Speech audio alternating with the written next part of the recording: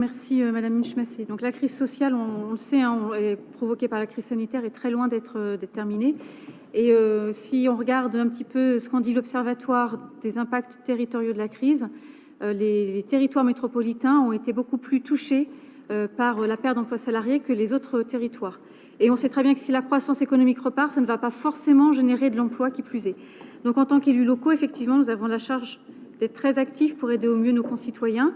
Et je suis en accord complet avec une hausse des moyens du CCS pour faire face à cette crise. Je ne peux malheureusement pas m'empêcher de m'interroger parce que le CCS, lors de son conseil d'administration de juin, a constaté un excédent de 520 000 € de l'année précédente et a reporté la quasi-totalité de cet excédent sur les dépenses de fonctionnement de cette année. Donc, outre le fait que le budget des travaux n'est des plus abondés, ce qui est dangereux pour les prochaines années, ça veut dire qu'il y a déjà un demi-million supplémentaire pour le budget de fonctionnement 2021.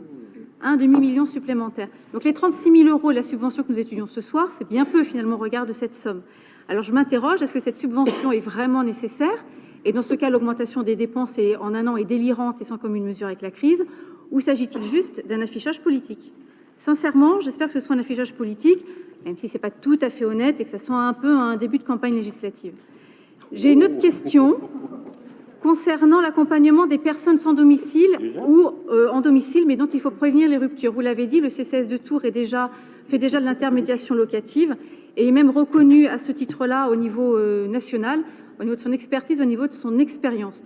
Donc je voulais savoir si, là, ce qui va être financé, c'est finalement les dispositifs qui existent déjà, à savoir un travailleur social qui travaillait déjà sur ces situations et la commission politique sociale du logement, qu'on avait d'ailleurs renforcé avec la présence des bailleurs sociaux lors du mandat précédent. Voilà, donc je voulais juste savoir si c'était les mêmes outils ou s'il y avait création de nouveaux outils.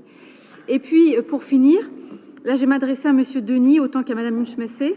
Je voulais redire aussi combien nous sommes, nous aussi, attachés à l'accueil des réfugiés afghans. J'ai eu la tristesse de lire, M. Denis, vos propos dans l'ANR. On a retrouvé une ville qui tend la main, dans lesquels on lit une critique sans nuance de notre majorité précédente quant à l'accueil des migrants qui aurait été inexistante.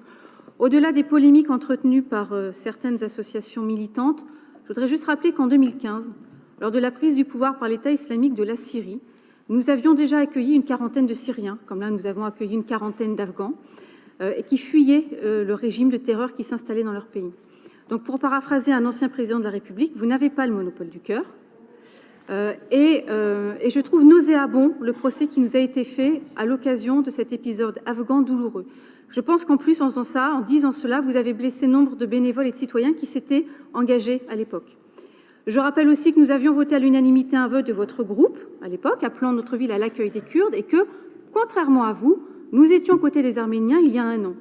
Donc politiser ces situations de drames humains comme vous le faites pour je ne sais quel bénéfice, ce n'est pas digne d'un maire et ce n'est pas éthique de la part des élus qui vous ont suivi sur ce terrain-là.